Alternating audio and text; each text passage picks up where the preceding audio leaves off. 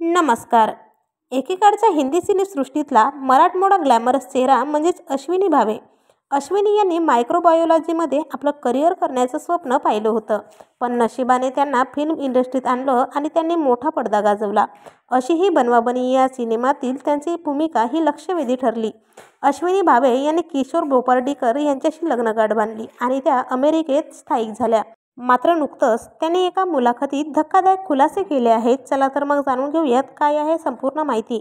पण तत्पूर्वी वायन मराठी न्यूज या चॅनलला अजून तरी सबस्क्राईब केलं नसेल तर नक्की करा, जेणेकरून मनोरंजन विश्वातील असेच नवनवीन अपडेट तुम्हाला पाहायला मिळतील.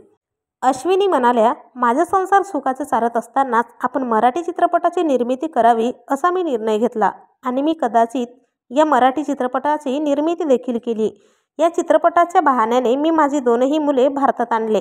मुलांची शाळेत ॲडमिशन देखील केले होते. परंतु चित्रपट प्रदर्शित झाल्यानंतर हा चित्रपट फ्लॉप ठरला.